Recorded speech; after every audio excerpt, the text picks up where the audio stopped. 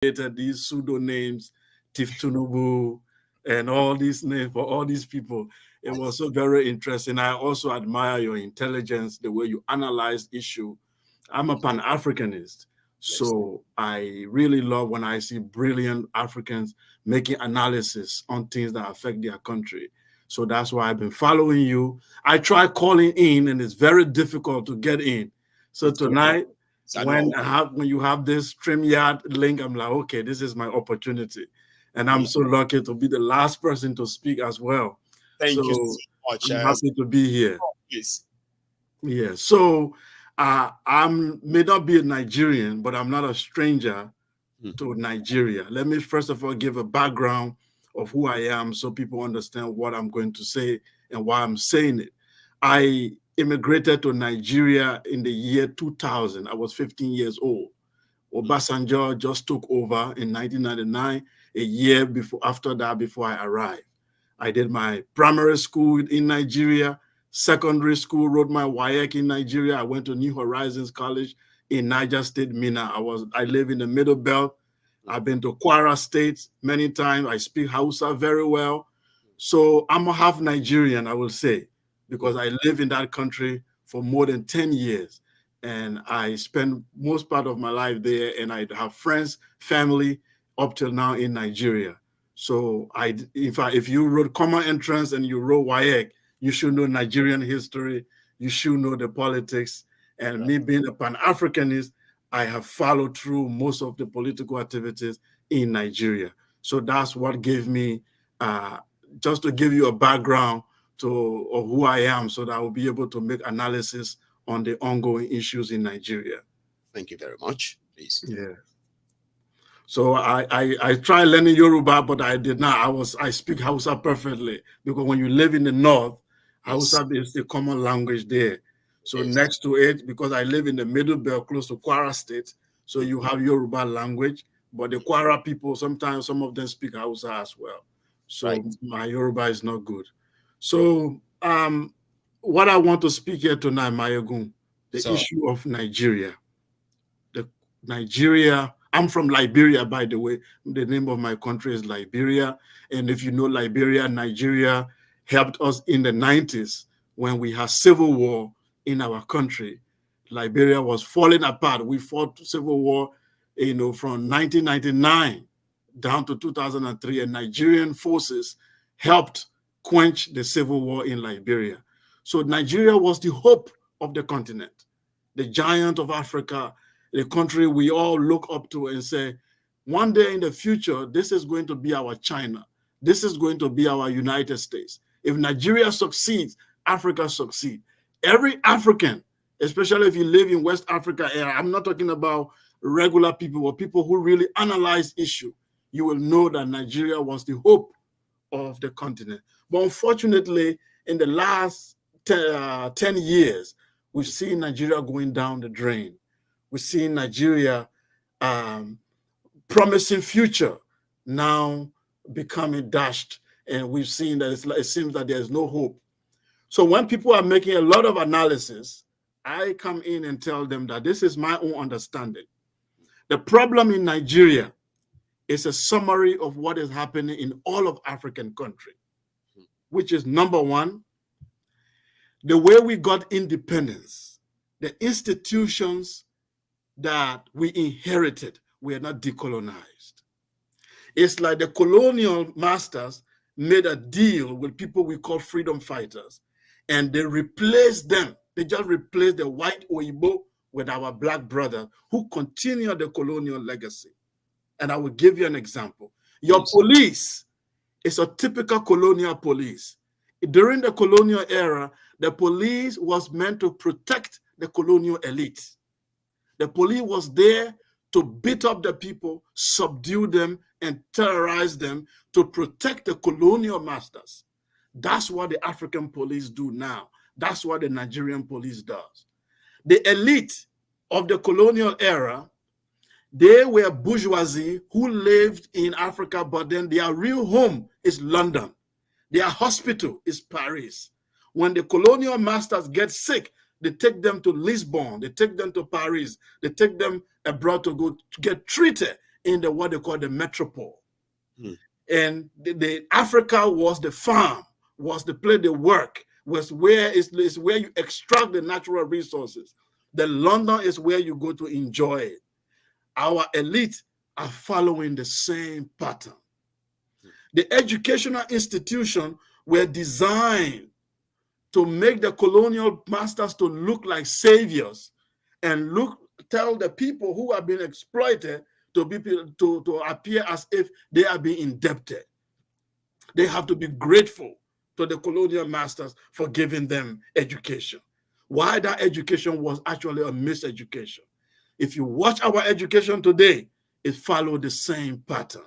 The religion was created to pacify the public in order for them not to stage a revolution. The colonialists were in bed with the religious masters. They tell the people to calm down.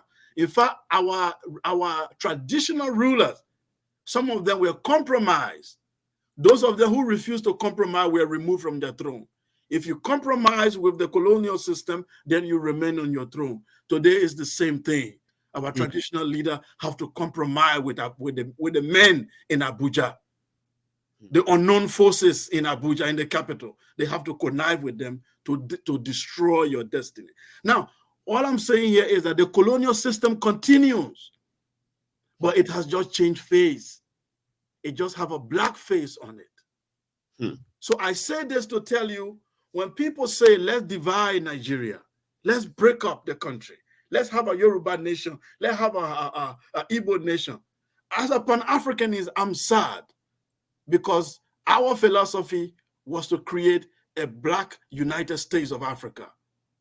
So when we see now that a country like Nigeria cannot survive, that means that our theory has been debunked. But here is what we tell people. It doesn't matter if you divide Nigeria today into 7 countries. The same elite who are in bed with London, who are in bed with these forces in Europe, they will be the same elite who will take over this country. Example, South Sudan and Sudan. Did South Sudan become better after they broke out from Sudan? I don't think so. Many countries are broken up in Africa after independence, but it was the same elite who were transported to those new countries. The main people who wanted actual freedom were killed, were removed. Those who wanted real transformation were replaced with the bourgeoisie. Then the second thing I want to say, the forces, the internal forces that are working in African countries are against the people. If you look at Nigeria very well today, you can determine the future of Nigeria by looking at the forces that are controlling Nigeria. What are these internal forces? One, the religious group.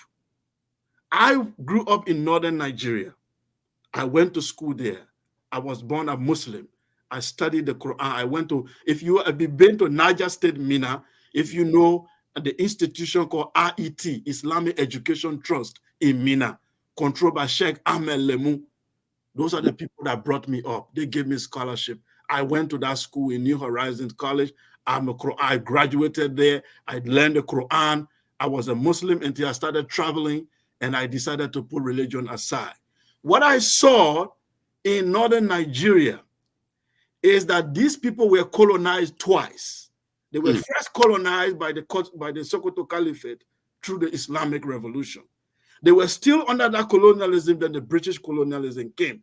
So they are not in alignment with you in the South. You don't understand.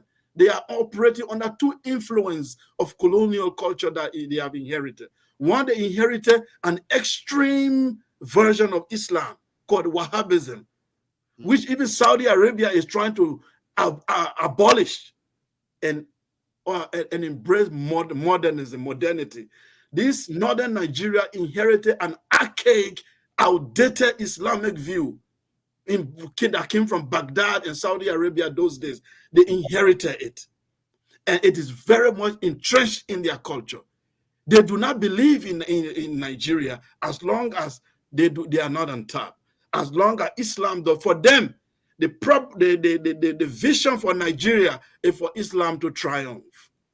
That's the understanding for them. The destiny of Nigeria must lean toward Islamic revolution. That is the elite, the agenda. I'm not talking about the ordinary people on the street. They don't know what's going on. But the elite, that was the thinking of Usman Dan Fodio. That was the thinking of Sir Amadou Bello. That was the thinking of all this elite that came up. They designed, when they took over the army, you don't understand why they influenced the army in Nigeria. Their vision is to lead what Islamic revolution. Now, for you guys in the South, you had only one colonialism, which is the European. That's why there are people, Chris, John, Johnson. When you are tired of European colonialism, you fall back to your culture. They don't have no culture to fall back to. They only have Islamic extremism to fall back to when they are angry. That's why every riot in the North take an Islamic tune. Any fight, any fighting has to take an Islamic tune. They do not have any ideology or philosophy to fight with other than Islam. And this make you guys to live in two different planets, but yet you are trying to build a country. For me, even as a Pan-Africanist who want Africa to be together, I can tell you that northern and southern Nigeria cannot survive. I'm sorry to tell everyone, it will not survive. I'm going to ask Sekou, just for you to take a breath. You are indeed surprised a lot of us tonight. And when I say surprised, not because of the detailed in-depth of your own understanding of Nigeria, but the fact that we weren't expecting this long sort of, reorientation kind of. A lot of people were glued that it is actually coming from someone who is not a Nigerian. You sort of mesmerized us. And because of this, I think I chose right to end the program with you tonight, okay? So you seem to know even better. And using your own perspective now, understanding of the both world and being an Pan-Africanist and all that, one of the things you said tonight that sort of got me a little bit emotional is to listen to a fellow African brother to express how disappointed. I actually saw your face dropped, right? When you said you are, as an African, as a Pan-Africanist, and somebody who has been to Nigeria, and situation of Nigeria today breaks your heart to see that Nigeria is tilting towards a total balkanization. That is something to an average Nigerian, which, as you know yourself, we don't give a damn anymore. It's like we have seen enough. It's like we are done. However, to somebody like yourself, looking from both within and from without, okay, and you can see, do you see a chance of this north-south to continue to coexist under this current arrangement? Whatever any solution anybody brings about, right? Do you even see that from your own experience? Because now you can tell, you have actually analyzed these fault lines between the north and the south, and we sort of saw them as blood lines for decades until the last 10 years, like you rightly sort of acknowledged. Last time, 10 years saw Nigeria and Nigerians taken to where a lot of us never envisaged, including the fault lines, the red lines, the north, the south. So 2024 and beyond, with what you know and what you have told us so far, you see Nigeria exists for another 10 years as the north and the south still, with the way things are going. I want to hear that. I see. I'm not a prophet, okay, but we can look at the data and be able to say this is what we think will happen. I think the fact here is that Nigeria is going to experience a very, very serious trouble. That's very obvious, worse than it is right now. The reason being is that I spoke of the internal forces in Nigeria, and I just mentioned one, which is the religion. That there's the ethnic side, which I have not touched. Now, if you look at, let's deal with that first internal problem, which is the religion.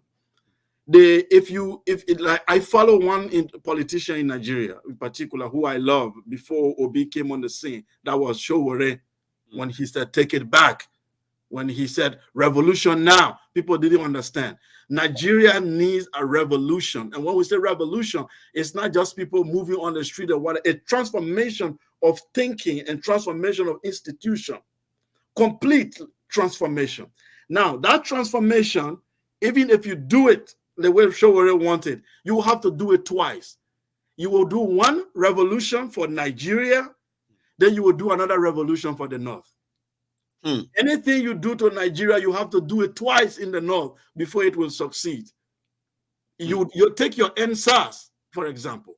When all of you in the South were running around to change the police, did you see the North move? No. You think they care? They did not move. They didn't see the North. As soon as you start protesting in Lagos, the Eastern Nigerians start to feel it immediately. They start to protest. When something happened to Mohbad, you see people talking. Watch the social media. When you see people start talking in Western Nigeria, it moves straight to the East. It moves straight to the other part. The North doesn't budge. It does not move. You need 2 times that revolution to bring the North into the picture. And said they are using this population democracy where who vote, the religious extremists in the North will continue to use these uneducated, illiterate people to continue to vote the wrong people in power. For that, they have taken Nigeria hostage. And those of you who want real change for Nigeria, they will isolate you. They will isolate you. They will make sure that you become the enemy of the state. And if you don't take time, they will eliminate you one by one until this pact that they created, South-North, which is a fake pact that they created. You know, Buhari, then after that, Tinubu will rule, then another Yoruba. The truth is, the extremists in the North are looking for elements, religious, Islamic element in the Yoruba ethnic group to use them to destabilize that mighty people who have built empires like Oyo and other places long before anything. But they are looking for some weak elements. Like Tinubu is a weak element. People think he's powerful, but he's a weak element in the Yoruba war. These are the weak elements they want to use to be able to push the Islamic agenda. People have been telling you that Islamic agenda is a lie. No, it's true. I can tell you that I was born a Muslim. My people have been Muslim since the 7th century. I'm a Madinga. And we have been Muslim. There is nobody in my ethnic group who is Christian. All my people have been Muslim. And I studied Islam in northern Nigeria. And I'm telling you, the agenda is to push that country toward Islamic agenda or destroy it completely. So to your question, I will tell you that Nigeria does not have a bright future for now. It doesn't have a bright future for now. The elements that are in the North, and most of them are receiving grants. Some of them, even in university, they are getting grants from this Qatar, and all the extreme Islamic group are giving them money. And they are building, their power is increasing day by day in the political system. They are even creating billionaires that eventually tomorrow they want to control Western part of Nigeria. The East a little bit stubborn for them. Eastern Nigeria is stubborn. That's why they are isolating them. The isolation of so-called Igbo, it's not because Igbo hate Nigeria. Igbos are the most Nigerian than any Nigerian. They are every part of Nigeria you find them. They have their own problem for sure, like every African group. But the issue, they are not the problem. But they are acting a little bit stubborn to the Islamic agenda. So they have to be isolated. And to do that, you need one of the most powerful group, which is the Yoruba group. If you don't use Yoruba, you can't succeed. And the Yoruba group is very educated. So what do? You look for the weak one among them, which is the Islamized ones, and play on their religious sentiment. And then you destabilize the country. I can tell you, my friends, you need a revolution, but you need 2 revolutions. If every African country needs 1, Nigeria needs 2. And we are all ears tonight. Sekou. Honestly speaking, it's such a pleasure to really have you with us tonight. And indeed, I always say something when I am lucky to come across brilliant minds and then so well endowed individuals like yourself. I said, well, I hope I am lucky again to have you on. Or I'll always be on the People Parliament. I'll be following now. No, trust me. You know what? Something I've discovered there, or I am using this as an experiment as well, right? 2024 is going to have a proper sort of a well-organized studio than this. And people like yourself, we would love to keep you on a retainer where you can always chip in, where you can speak to a demography of different part of the audience who needs to know things from other wider perspectives and all that. So I hope I am lucky again to still speak to you again. Thank you so much. Bless For you, brother. tonight. You stay Thank safe, you. right? And you have a good one, sir. Got some blessings there. I didn't see that coming, but I had something in me telling me that this one on my screen is special, starting with the name. You see, when I see other African brothers, right, they will present themselves as a Pan-Africanist. You see,